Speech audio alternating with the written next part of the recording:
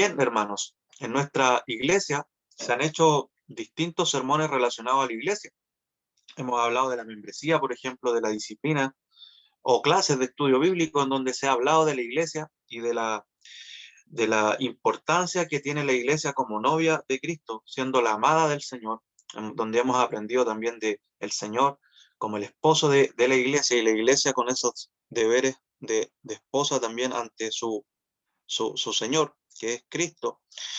Y, y ahora, hermano, quiero que podamos verla. Y la otra vez que también se expuso este sermón, estábamos en una situación distinta también en un parque. No sé si recuerdan sobre este texto en el parque. Y ahora, si bien queríamos exponerlo ahí en público, presente, eh, el Señor ha querido que lo podamos hacer a través de este medio y quizás, y oremos al Señor, sirva para que pueda ser eh, considerado de mejor forma el tema de estos versículos y de este sermón, que habla de la iglesia y de ella como un medio de gracia. Es una herramienta que el Señor utiliza para el bien de nosotros, de los cristianos, de sus hijos. Y el texto está en el libro de Hebreo, un libro que no se conoce a ciencia cierta quién es el autor. Algunos han dicho que Pablo, por ahí otros Bernabé, pero en realidad no se conoce a ciencia cierta quién es el autor de Hebreos, como si lo sabemos de otras cartas, de otros libros. Y este libro tiene una fuerza grande respecto de presentar a Cristo como el centro de toda la revelación. También se nos presenta el perfecto sacerdocio de Cristo, ¿sí? Hablando de Cristo el mediador, como veíamos en el estudio bíblico.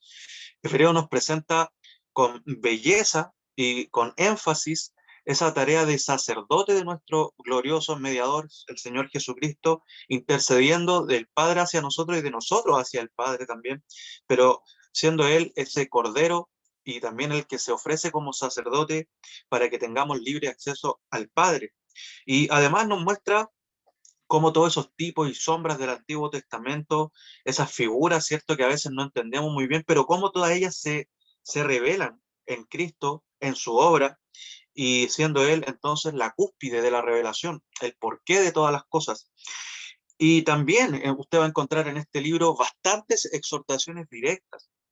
Por ejemplo, entre ellas nosotros tenemos en este mismo contexto, en el versículo 22, se nos dice que debemos acercarnos a Dios en plena certidumbre de fe. También debemos aferrarnos, mantener firme en la esperanza que tenemos o que profesamos en Él, ¿cierto? Porque fiel es el que ha prometido, dice el versículo 23. Y la tercera exhortación en este contexto está precisamente en el versículo 24 que estábamos viendo, que dice que debemos considerarnos unos a otros. Debemos considerarnos unos a otros. Eh, si uno piensa bien, las exhortaciones son mandatos, son imperativos, es decir, Dios nos manda algo como cristianos, pero ellas no están en el aire.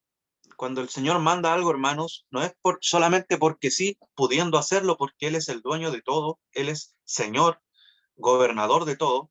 Sin embargo, Él nos pone un motivante, un por qué podemos y debemos obedecer a sus mandatos. Y si usted lee conmigo, en el mismo contexto que estamos, en Hebreos 10, desde el versículo 18 en adelante, dice la palabra del Señor: ahora bien, donde hay perdón de estas cosas, ya no hay ofrenda por el pecado. Entonces, hermanos, puesto que tenemos confianza para entrar al lugar santísimo por la sangre de Jesús, por un camino nuevo y vivo que Él inauguró para nosotros por medio del velo, es decir, de su carne, y puesto que tenemos un gran sacerdote sobre la casa de Dios, leamos hasta ahí, que es el versículo 21, debido a todo esto, en otras palabras. O sea, ¿por qué debemos considerarnos unos a otros? Antes de iniciar en concreto el sermón, ¿por qué podemos y debemos? Y como recién leíamos, el contexto lo dice, porque el Señor Jesucristo ha hecho una obra, hermanos. El Señor Jesucristo nos ha traído la paz para con nuestro Padre y además, debido al Señor Jesucristo, nosotros tenemos una nueva vida. Su Santo Espíritu vive en nosotros y nosotros entonces podemos, hermanos, a diferencia de los incrédulos, no entienden y no pueden vivir de acuerdo a lo que es la voluntad del Señor. Los cristianos podemos y además debemos vivir conforme a la voluntad del Señor, ya que Cristo, hermanos, Cristo nos ha unido a sí mismo y por lo tanto nos ha hecho parte de la familia celestial. Tenemos el Espíritu del Señor en nosotros y nosotros debemos ser obedientes, hermanos. Debemos ser responsables. Nosotros, repito, podemos y debemos entonces obedecer a los mandatos que la Escritura nos da gracias al Evangelio, gracias a lo que Cristo ha hecho. Y todo lo que nosotros hacemos cumpliendo con la palabra del Señor tiene la particularidad de que es una adoración, una gratitud a nuestro Dios. Nuestras obras son una gratitud, una adoración a nuestro Dios. Nosotros miramos lo que Cristo ha hecho y queremos honrar su nombre, queremos alabarle. Y el Señor nos dice cómo. Y en este caso es obedeciendo a este mandato. Considera a tu hermano. Considera a tu hermano. Nuestro sermón va a tener 4 puntos y luego vamos a ver algunas aplicaciones prácticas que sería el punto número 5, pero en concreto va a tener 4 puntos. El primero es un mandato, si usted está tomando nota, un mandato que nos da el texto. Segundo, un propósito, un propósito. Tercero, un medio, y por último, un incentivo para este mandato. Un incentivo y como dije, como conclusión en realidad vamos a tener algunas aplicaciones prácticas. Primero, hemos hablado, leído, he repetido que el mandato es a considerarnos cómo estimularnos unos a otros. Considerar cómo estimular unos a otros. Considerarnos unos a otros, cómo estimularnos.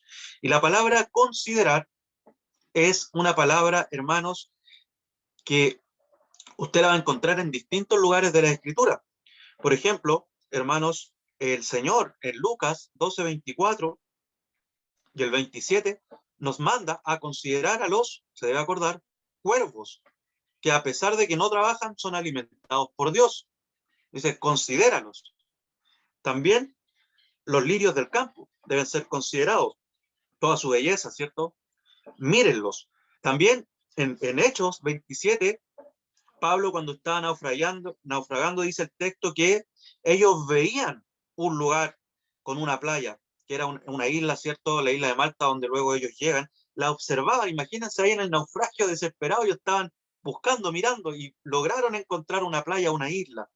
También el apóstol Pedro, ahí en Hechos 11:6, respecto de su visión, cuando se le da el arrepentimiento a los gentiles y él tiene esta visión, dice el apóstol que él dice, fijé mis ojos en él y lo observaba, vi, ocupa esos términos, fijar los ojos, observar, mirar con detención. En Hechos 11:6 dice Pablo que Abraham, cuando recibió la promesa, contempló su propio cuerpo, consideró su propio cuerpo, se observó.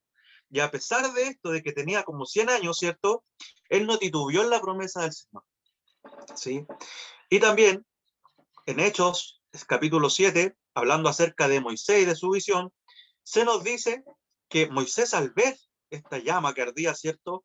Dice, al ver esto Moisés se maravillaba de la visión y al acercarse para ver mejor, vino a él la voz del Señor diciendo, yo soy el Dios de tus padres, ¿cierto? El Dios de Abraham, de Isaac y de Jacob.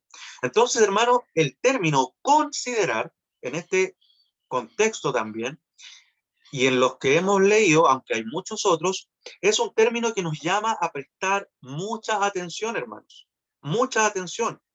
Se nos llama a estudiar, por decir así, detenidamente lo que estamos mirando.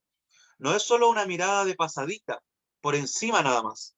No es algo superficial, sino que, hermanos, piensen en el ejemplo que le ponía de Pablo, él estaba en el naufragio y estaban desesperados mirando y encontraron una isla, la miraron, la apreciaron para poder entonces asentarse allí. O piense, por ejemplo, tal cual veíamos al Señor diciendo, miren los lirios del campo, consideren su belleza, ni a un Salomón, ¿cierto? Y también los cuervos, mírenlos, ellos no trabajan.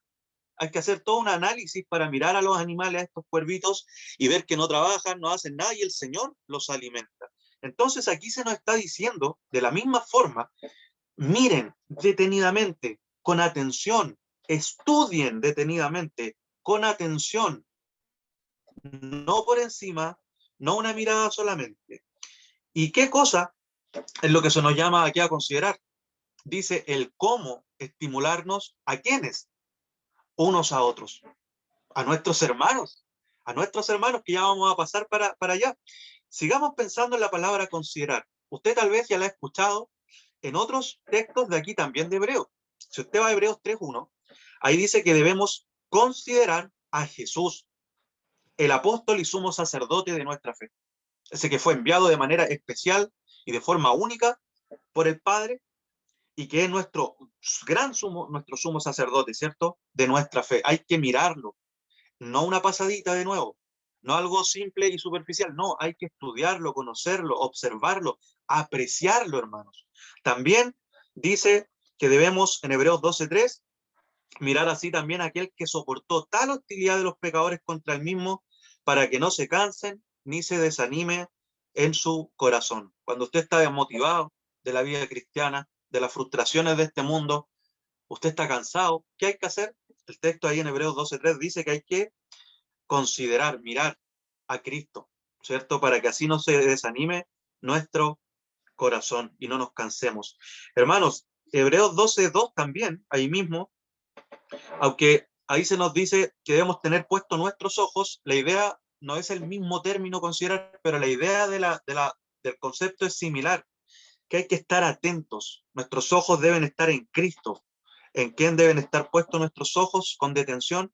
En Cristo, que es el autor y el consumador de nuestra fe. Entonces, hermanos, lo más hermoso que nosotros podemos mirar y considerar y que debemos hacerlo es a Jesucristo. Es su vida, es su muerte, es su resurrección. Y así, hermanos, nosotros vamos, dice el texto en Hebreos 12:3, a no cansarnos ni a desanimarnos en nuestro corazón. Pero nuestro Señor, hermanos, quiere que de la misma forma, no respecto del objeto de lo que estamos mirando, pero sí con el mismo énfasis, el mismo ímpetu, la misma atención, nosotros también, hermanos, debemos ponerla en un objeto que es menor a Cristo. El mayor objeto de nuestro análisis y de nuestra observancia es Jesucristo. Pero aún así, el Señor quiere que con ese mismo deseo y ánimo nosotros también consideremos a quiénes, a nuestros hermanos, a nuestros hermanos. No es que queramos hacer a nuestros hermanos igual a Cristo, repito, porque eso es imposible. Pero el texto nos está diciendo que así como consideramos a Cristo para que nuestro ánimo no se canse, no nos desanimemos, nosotros debemos también considerar a nuestros hermanos, mirarlos, apreciarlos, estudiarlos, conocerlos, hermanos. ¿Para qué? Para estimularnos, para estimularnos. El lenguaje más sencillo, bebemos del Señor Jesucristo. ¿Para qué? Para ir a bendecir a otros con lo que vemos en el Señor Jesucristo. Nos alimentamos del Señor Jesucristo. Perfecto. ¿Para qué? Para entonces yo ir y mirar a mis hermanos y alimentar a mis hermanos del Señor Jesucristo. Hermanos, ¿quiénes son mis hermanos? Es una buena pregunta. ¿Quiénes son mis hermanos? Y en una oración simple podríamos decir que los hermanos son todos los que han sido lavados por la sangre de Cristo, ¿cierto? Porque debido a su sangre nosotros tenemos nueva vida. Nosotros hemos sido perdonados, justificados y hemos sido puestos en la familia celestial. Somos hijos del mismo Padre, lavados por la misma sangre. No hay distinción alguna entre nosotros, más allá de cosas terciarias, secundarias, pero en el corazón todos tenemos ese nuevo corazón que nos ha dado el Señor debido a su sacrificio.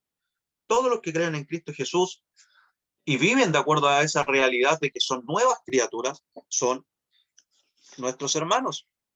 Tenemos una misma fe, hemos hecho un mismo compromiso formal, no informal, formal, de seguir a Cristo. No solamente decimos que somos de Cristo, sino que nos hemos comprometido a vivir para Cristo. Aquellos deben ser entonces considerados como nuestros hermanos. Aquí en nuestra iglesia local, con fuerza y ánimo, debemos decir que están tus hermanos más cercanos, porque sin duda, hermanos, en otras iglesias, en el mundo, en el país, incluso en la ciudad, hay hermanos también en la fe, que ellos han creído nuevamente en Cristo Jesús y viven conforme a esa realidad, a esa nueva vida. Pero con mucha fuerza estamos hablando de quienes están en el núcleo de tu comunidad, es decir, en la iglesia local, esos que batallan codo a codo contigo, esos que tú puedes ver que viven en pos del Evangelio de Cristo. Tus hermanos, esos otros que dice el autor de Hebreos, son esos hombres y mujeres, los jovencitos, las jovencitas, los ancianos, etcétera, hermanos, que Dios ha llamado de las tinieblas a la luz. Ellos son tu familia. Piensa en eso. Ellos son tus hermanos. Ellos son los que deben entonces estar en tu retina día a día. Debes conocerle, hermano y hermana. Debes hacerlos parte de ti, de tus relaciones más íntimas. Deben estar con quienes tienen al mismo Padre en tu misma iglesia local. Nuestra confesión, hermanos, dice lo siguiente, nuestra confesión de fe dice: todos en el mundo que profesan la fe del Evangelio y obedecen a Dios por Cristo, conforme al mismo, que no destruyen su profesión de fe mediante errores fundamentales o conductas impías, son y pueden ser llamados santos visibles. Y de tales deben estar compuestas todas las congregaciones locales. Respondiendo a esta pregunta, ¿quiénes son mis hermanos? Todos los santos que están unidos a Jesucristo, su cabeza por el Espíritu y por la fe. Y también dice, los santos por su profesión, estos hermanos están obligados, miren esto, a mantener entre sí compañerismo y comunión, santos en la adoración a Dios y en el cumplimiento de los otros servicios espirituales que tiendan a su edificación, mutua, tales como ayudarse uno a otro en las cosas externas, según sus posibilidades y necesidades, según la norma del Evangelio, que esta comunión debe ejercerse especialmente en las relaciones en que se encuentren, ya sea en las familias o en las iglesias. Quiero que sigamos avanzando, hermanos. Este deber de considerar a nuestros hermanos no es nuevo, no está solamente en este libro, en esta carta a los hebreos. De hecho, la Biblia de tapa a tapa nos muestra esto. ¿Se acuerdan ustedes de Adán y Eva? ¿Cuál era la hermana de Adán? Hija del mismo padre. Era Eva, ¿cierto? Y nosotros vemos cómo tristemente, debido al pecado, en vez de considerar a su hermana, de protegerla, de estimularla, cuando ocurrió el momento del pecado, Adán lo que hace con Eva es exponerla y decir, yo no, fue la mujer que tú me diste. Luego nosotros podemos ver esto en Caín y Abel. ¿Acaso soy yo guarda de mi hermano? Dice Caín. O sea, ¿qué tengo yo que ver con él? ¿Qué me importa lo que haya pasado con él? Y la respuesta retórica ahí es sí, tú, Caín, eres guarda de tu hermano. Y podemos seguir avanzando, hermanos, y seguir avanzando, y usted se va a ir dando cuenta cómo esta relación de cristianos, de creyentes, tiene una profundidad y una fuerza en la iglesia local, principalmente, y cómo el Señor nos manda, hermanos, a estar constantemente atentos a esas personas que Él, hermanos, en su soberanía ha puesto a nuestro lado como pueblo de Dios, y que nosotros debemos ser guardas de ellos, conocerles, no exponerlos. En Santiago, por ejemplo, nosotros podemos ver, y lo hemos expuesto en otros textos, que la ley del amor, de amar a Dios por sobre todo, se cumple precisamente en amar a nuestros hermanos, en conocer a nuestros hermanos. En el lenguaje del autor de Hebreos, en considerar a mi hermano para estimularle. Hay preguntas que quiero hacerte, mi hermano y mi hermana, entonces, para cerrar este primer punto. ¿Cómo tú vas a poder orar por tu hermano, por ejemplo? Orar, algo tan cotidiano que puedas hacer en tu casa. ¿Cómo tú puedes orar de manera más específica por tu hermano? ¿Cómo tú puedes suplir las necesidades de tu hermano? ¿Cómo tú puedes manifestar tu amor hacia Dios a través de tu hermano si no conoces a tu hermano? ¿Cómo? ¿Se dan cuenta que es muy básico, pero es muy profundo? Cuando tú oras, por ejemplo, por tu hermano, ¿qué es lo que vas a orar por tu hermano? No solamente cosas generales, que son importantes, hermano, en la generalidad, que el Señor le guarde, le bendiga, pero ¿conoce las necesidades, los conflictos puntuales de cada uno de tus hermanos? ¿O solo de tu núcleo más cercano en la iglesia? No, el texto dice considerarse unos a otros para estimularnos, hermanos. ¿Cómo vas a tener, como decía, comunión con tus hermanos y poder suplir las necesidades? Ya no solo orar, sino que ir y suplir necesidades. Si no conoces a tu hermano, si solamente nos basta muchas veces con el saludo dominical. Y hoy día, amados hermanos, tenemos un abanico de posibilidades para conocernos. De hecho, es tristemente eh, una realidad que muchos conocen a gente de otros países, de otros continentes, a través de redes sociales, y no conocen de la misma forma a sus hermanos con los cuales domingo a domingo están teniendo comunión. Hermanos, el texto nos llama en primer lugar no a salir al mundo a conocer a otros cristianos, que no es que esté mal, ideal si eso puede ocurrir, pero en primer lugar debemos considerarnos unos a otros en nuestra iglesia local, hermanos. Allí es donde el Señor nos ha puesto soberanamente. Entonces, el mandato es a considerarnos. Segundo punto, el propósito. Versículo 24, la parte B, después de la primera coma, dice, entonces debemos considerarnos unos a otros para estimularnos, ¿cierto? Dice el texto, dice, ¿cómo estimularnos? Provocarnos unos a otros, al amor y a las buenas obras. ¿Cómo estimularnos? Es decir, provocarnos unos a otros al amor y a las buenas obras. ¿Para qué debemos considerarnos? Para estimularnos. Y entre paréntesis, decimos provocarnos. Y este término es un término, podríamos decir, fuerte. Se ocupa, de hecho, cuando Pablo y Bernabé se separan. Ellos se separan porque tuvieron, podríamos decir, una provocación muy fuerte, una contención muy fuerte. Ahí el término está ocupado en un sentido negativo, tristemente, donde ellos se separaron. Pero el Señor acá lo ocupa de manera positiva, positiva. Eh, y, y lo ocupa de manera positiva, ¿para qué? Para que con la fuerza que tiene el término, nosotros despertemos, hermanos. Nosotros debemos provocarnos, ¿sí? Con rapidez, con, podríamos decir, ímpetu, con desesperación, hermanos. No de manera desordenada, ¿sí? No de manera irracional, no, no, no, pero sí con ímpetu, sí con vehemencia, sí de una manera concreta, efectiva y directa, hermanos. Es la idea de este término de provocarnos. Es como cuando en forma de broma muchas veces viene un hermano por ahí el domingo y nos dice, hermano, despierta, ¿sí? Nos toma el hombro así y de broma nos dice, despierta, hermano, hace frío, pero venimos a alabar al Señor, ¿sí? Y uno se sonríe, se abraza con el hermano. La idea es algo similar, es como cuando uno es niño y los papás nos retan y nos mueven, nos dicen, hijo, por favor. La idea, hermanos, es que de esa forma nosotros nos estimulemos, nos provoquemos unos a otros, nos despertemos unos a otros.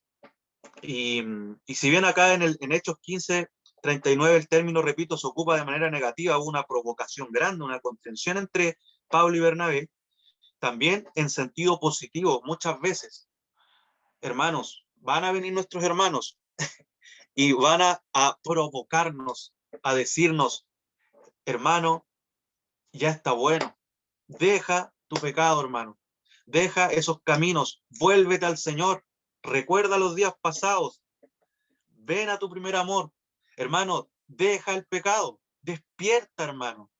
Eso debemos hacernos unos a otros, estimularnos, despertarnos, provocarnos, hermanos.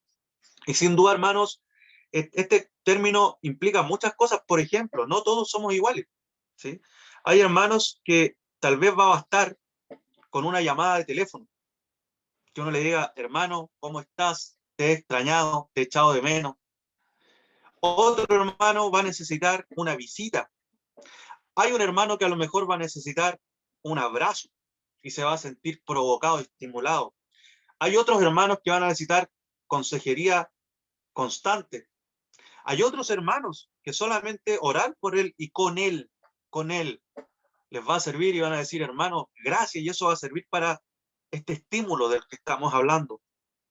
Hermanos, así podemos seguir, pero el punto es el siguiente. Mira a tu hermano Conoce entonces a tu hermano, somos distintos, y conociendo entonces a tu hermano, provócale, despiértale, estimúlalo para el amor, es lo que dice el texto, ¿cierto? Dice, ¿cómo estimularnos unos a otros al amor y a las buenas obras? Me gusta, hermano, este texto, porque es un mandato que, si nos damos cuenta, no nos manda, valga la redundancia, a estimularnos solamente, sino que agrega al amor, al amor. Y, y el amor en la Escritura, hermanos, está definido no por lo que nosotros pensemos que es el amor, sino que, en palabras simples, está definido por Jesucristo y su obra. Hermanos, en Juan 13:34 dice la palabra del Señor, un mandamiento nuevo les doy, que se amen los unos a los otros. Y miren lo que agrega el Señor Jesucristo, que como yo los he amado, así también se amen los unos a los otros. Y en esto, versículo 35, conocerán todos que son mis discípulos si se tienen amor los unos por los otros. Luego, en Primera de Juan, precisamente también el apóstol, pero aquí en Primera de Juan, capítulo 4, del 7 al 11, dice, amados, amémonos unos a otros, porque el amor es de Dios, y todo el que ama es nacido de Dios y conoce a Dios. El que no ama no conoce a Dios, porque Dios es amor. En esto se manifiesta el amor de Dios en nosotros, en que Dios ha enviado a su Hijo unigénito al mundo para que vivamos por medio de él. En esto consiste el amor. Ojo, hermanos, no en que nosotros hayamos amado a Dios, sino en que Él nos amó a nosotros y envió a su Hijo como propiciación por nuestros pecados. Amados, si Dios así nos amó, también nosotros debemos amarnos unos a otros. Nuevamente, estimularnos unos a otros, provocarnos, despertarnos unos a otros. ¿Para qué? Para amarnos, para el amor. Este debe ser nuestro interés semanal, hermanos, dominical, con nuestros hermanos. No solamente, y somos muy rápidos para lo siguiente a veces, hermanos, para considerarnos unos a otros, es decir, conocernos, mirarnos, provocarnos, ¿a qué? A una exhortación dura y directa. Somos muy rápidos para eso, tristemente. Ya, pues, hermano, ¿hasta cuándo no viene a la iglesia? Lo, vamos a tener que iniciar con usted un proceso disciplinario.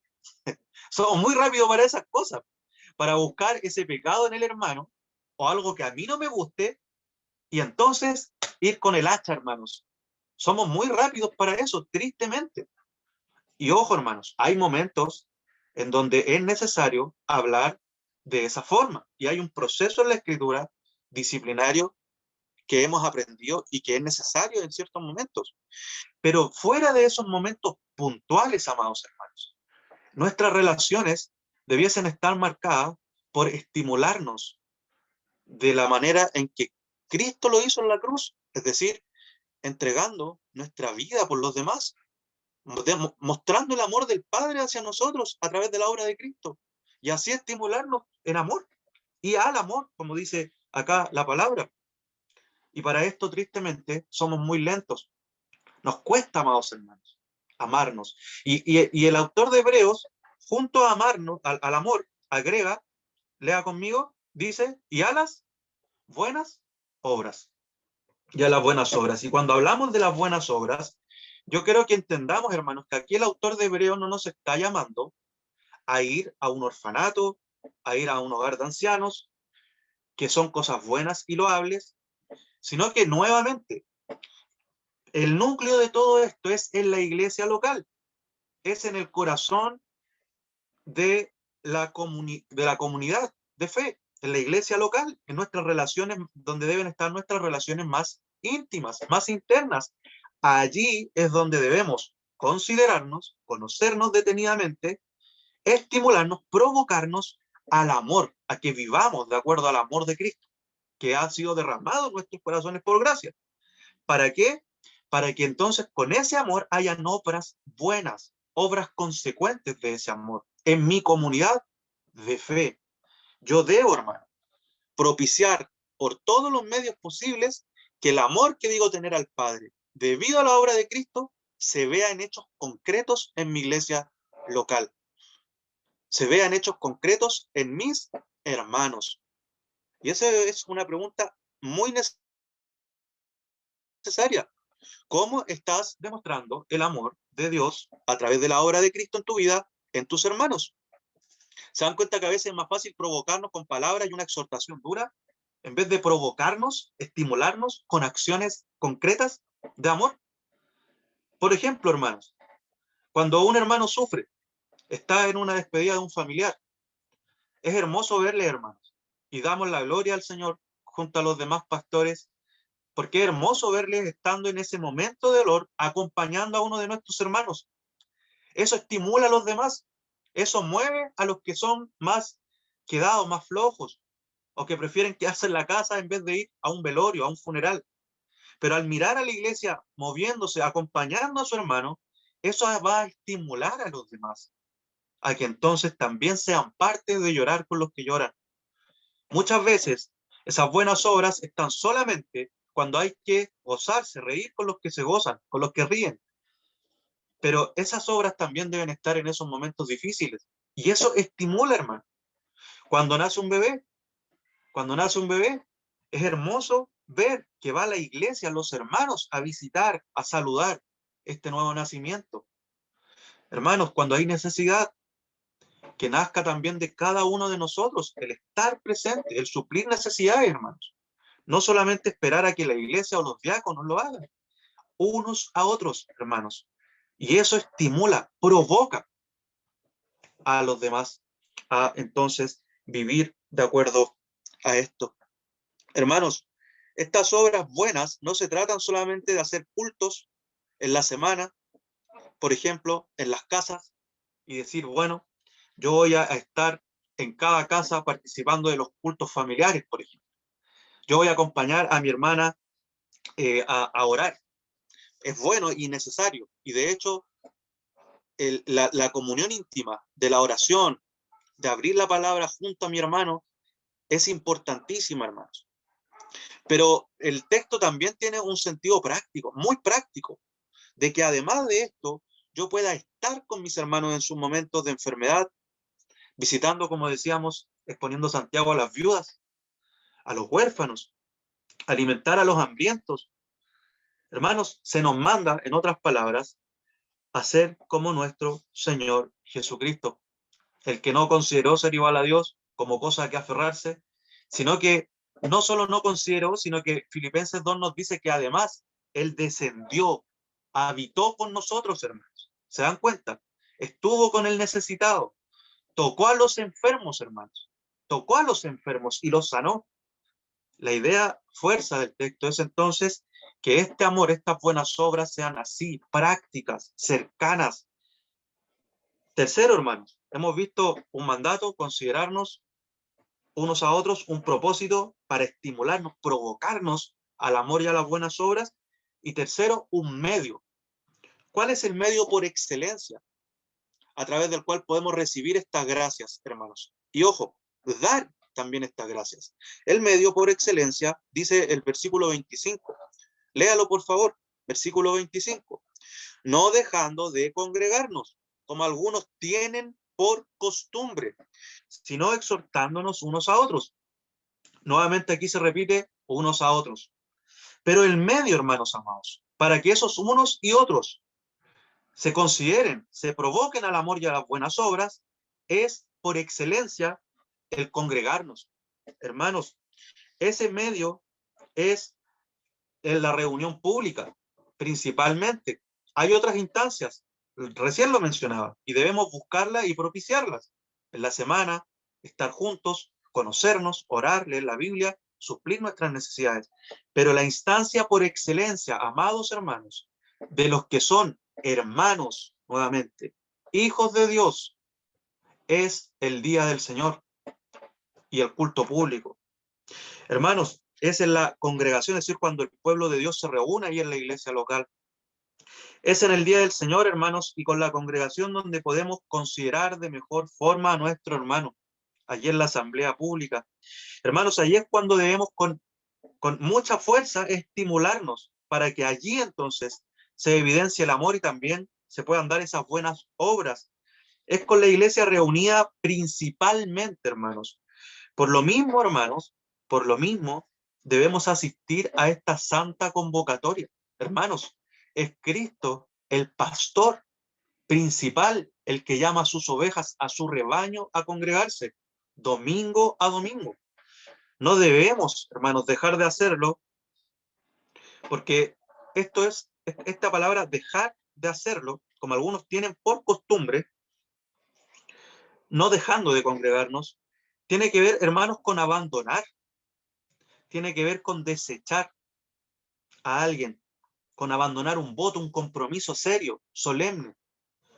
Tiene que ver con desamparar, como Demas, no sé si lo recuerdan, quien era contado por el apóstol como uno de sus colaboradores, pero en segunda de Timoteo, él dice que este Demas ahora le ha abandonado amando más al mundo, le ha desamparado. Hermanos, dejar de congregarse en este texto tiene esa fuerza, es desamparar, es desechar, es traicionar la causa de Cristo. Hermanos, y los que tienen esta costumbre, que es una costumbre diabólica, hermanos, dejar de congregarse, son los que han abandonado su primer amor. Ellos son los que no aman verdaderamente al Señor, porque recién veíamos, el amor a Dios se demuestra amando a su pueblo, a su iglesia.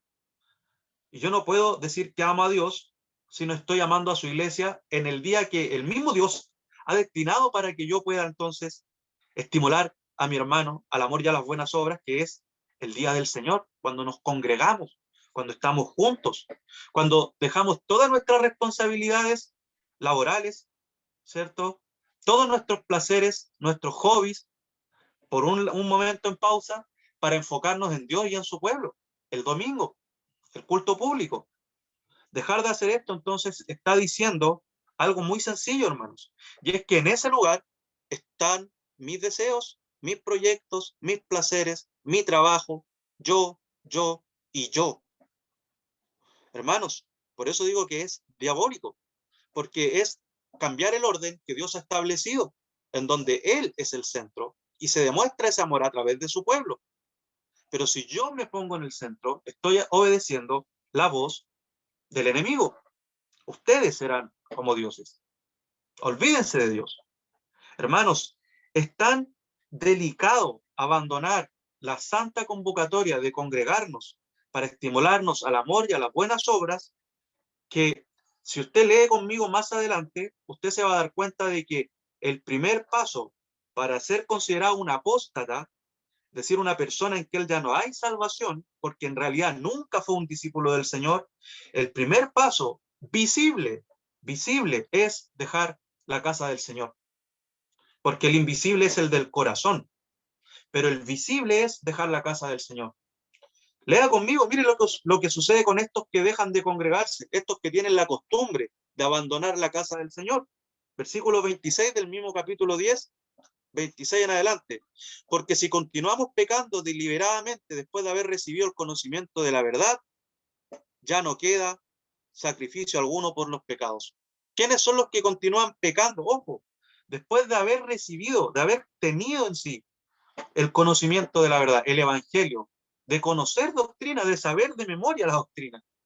Pero ellos siguen pecando. ¿Cuál es el pecado inmediato del contexto?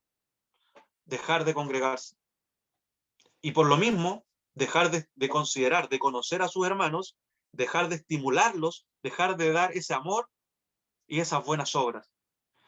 El paso inmediato es que son considerados pecadores deliberados, es decir, que no les interesa, que saben estas cosas, pero ya no les interesa. Ellos, dice el texto, no tienen más sacrificio por sus pecados. Charles Spurgeon decía que este es el pecado que Cristo no puede perdonar.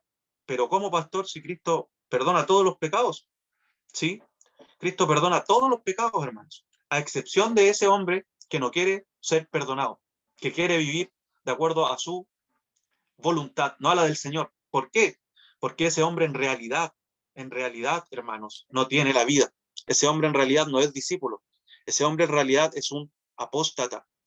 Hermanos, es fuerte, dice el texto, que Dios mismo en el versículo 30 dice, pues conocemos a aquel que dijo, mía es la venganza, yo pagaré, y otra vez el Señor juzgará a su pueblo.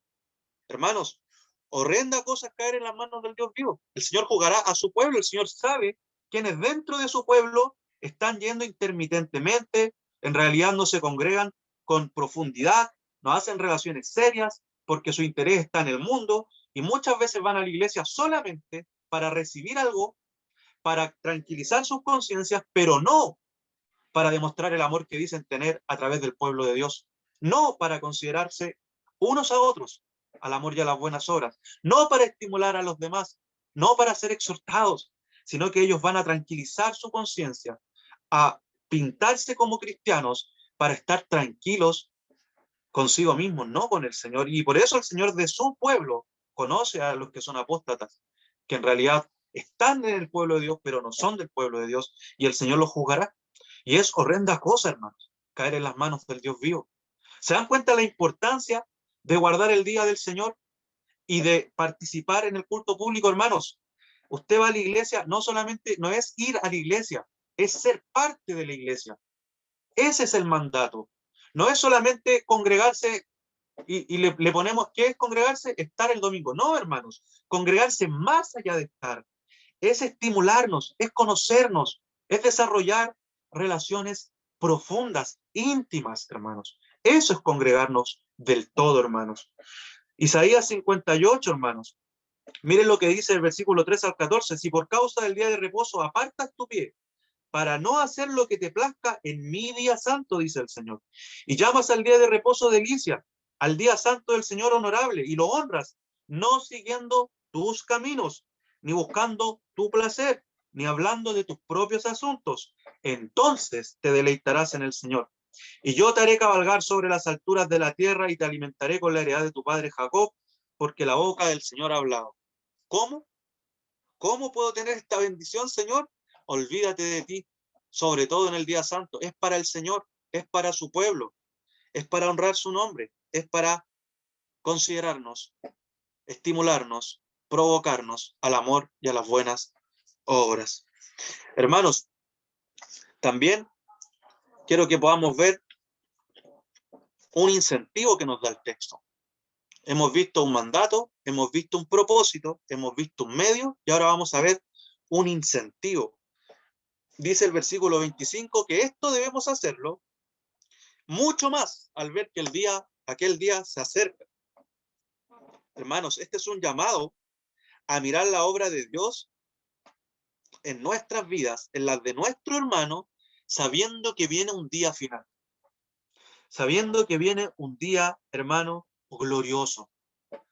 Hermanos, esto tiene muchas implicancias. Por ejemplo, usted puede estimular a su hermano que está sufriendo mencionándole esto: hermano, estoy contigo, vamos a orar, pero recuerda que Cristo viene, hermano, que este no es el fin de todo.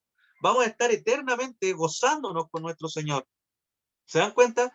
Hay que estar día a día, hermanos, mirando esta verdad, esta promesa. Cristo Jesús viene. Pero además de eso, ese día, dice el texto, se acerca. Hermanos, no es un día solamente que está reservado para un momento puntual, solamente así. Sin duda, el Señor solamente sabe cuándo vendrá. Es verdad.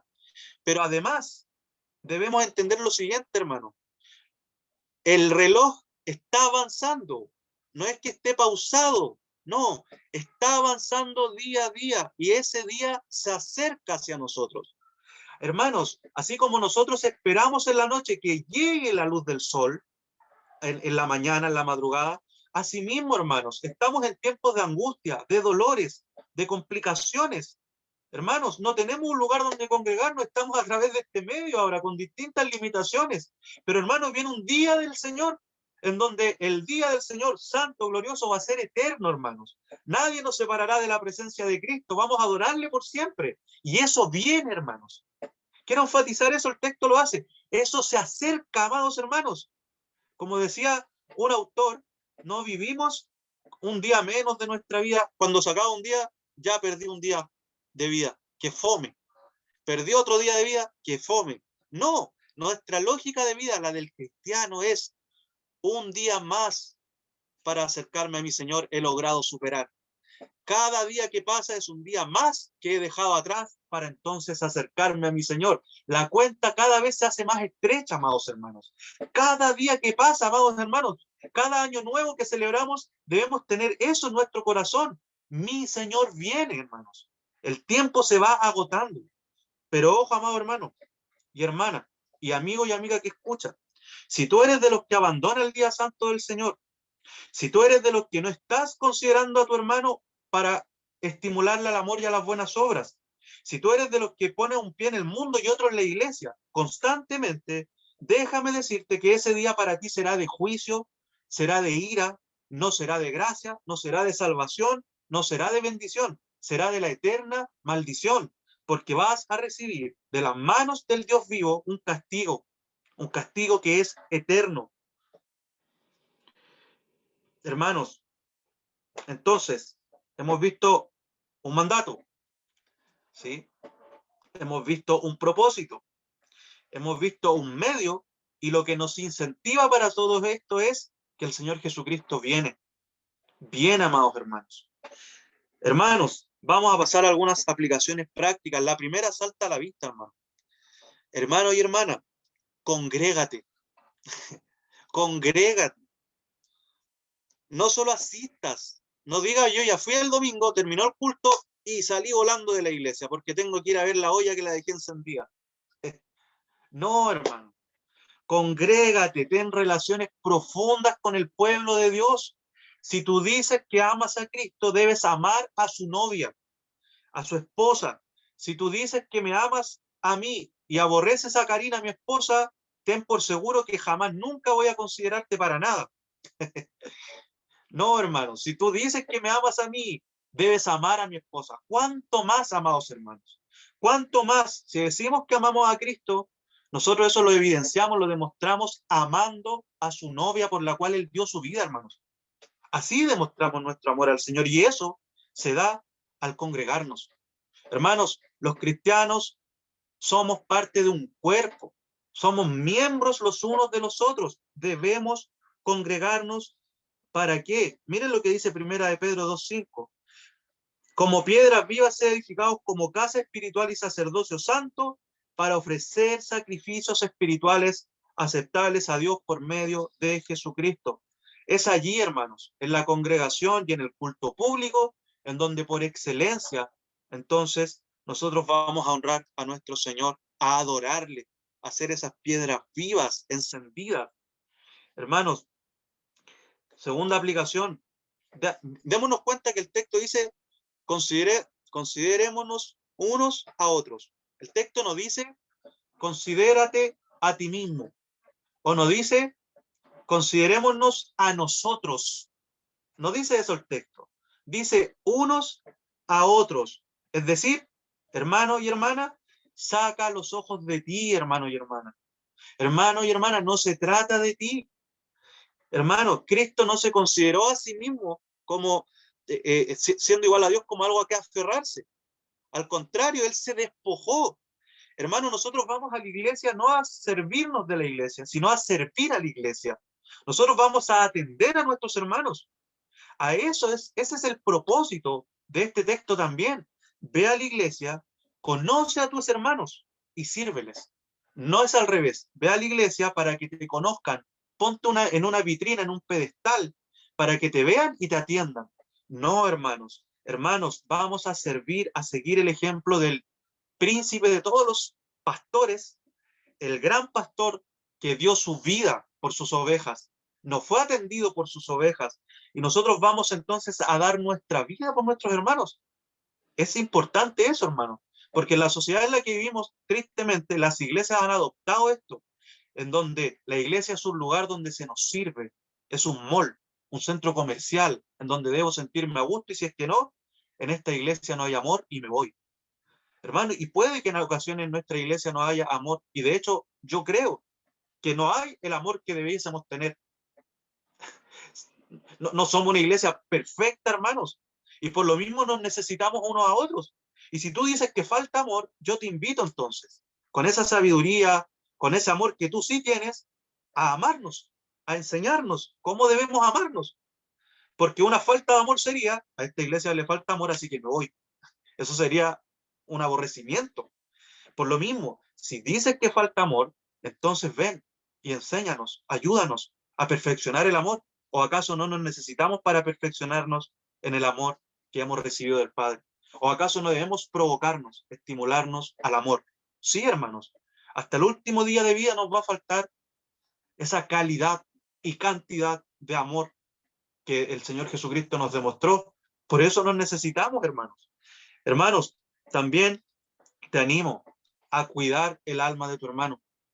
Hermano y hermana, ese es un deber santo, hermoso, lo decía adelante, hermoso, no solo de los pastores, que sin duda vamos a dar cuenta por el rebaño, por las almas de la grey del Señor, pero también hay un deber tuyo, tú debes ser guarda de tu hermano. Hermano, esa pregunta de Caín, tú no te la puedes hacer al Señor. ¿Acaso soy guarda de mi hermano, de mi hermana? Tú debes decir al revés: Señor, yo soy guarda de mi hermano. Yo debo estar orando por él. Y como leíamos, debes conocerlo, considerarlo detenidamente, detalladamente. ¿Qué le gusta a la hermana? ¿Qué no le gusta? ¿Cuál es su necesidad? ¿Dónde está flaqueando? ¿Cómo la puedo ayudar? ¿Cómo lo puedo ayudar? Tú debes considerar a tu hermano y orar por él, orar con él, habitar con él. Hermanos, nosotros nos debemos unos a otros. Hemos dicho muchas veces esto y lo voy a repetir, hermano. Grábatelo en tu mente y en tu corazón. Dios no nos necesita. Dios no nos necesita. Pero nosotros sí nos necesitamos. Hermanos, la invisibilidad de Dios, de Cristo, se hace visible en la iglesia, donde Cristo es la cabeza y la iglesia es el cuerpo de Cristo. Están los brazos de Cristo, están las piernas de Cristo. Cada uno de nosotros es un miembro del cuerpo de Cristo y nos necesitamos, amados hermanos. Hermanos, y por último, Cristo viene, hermanos. Cristo viene, esa es una verdad evangélica. El Señor se acerca. No te dejes de congregar, amado hermano y amada hermana, sino que considerando que tu Señor viene, está preparado para esto. Cíñete, amado hermano y amada hermana, de santidad. Honra al Señor a través de su iglesia local y espérale junto a los santos que claman día a día: ven, Señor Jesús. Con esto, mis hermanos, vamos a orar. Padre, gracias damos por tu palabra, Señor, y deseamos y te pedimos, te imploramos que más allá de este medio, tú la uses, Señor, para volvernos a ti, para volvernos a esto que puede sonar tan simple, pero que es tan profundo, Señor. Y es que estamos llamados a amarnos como Cristo nos amó, a conocernos, Señor. Señor, a considerarnos detenidamente, Señor, para buscar cómo estimularnos, Señor. Cómo ayudarnos cada uno de nosotros a ser santos, Señor. Oh Padre, por favor, danos esta gracia a cada uno de nosotros y también te rogamos por nosotros y por esos hermanos, hermanas que han estado habitando con un pie en el mundo y otro en la iglesia, Señor. Señor, sé tú reprendiéndoles, sé tú atrayéndoles a ti, Señor.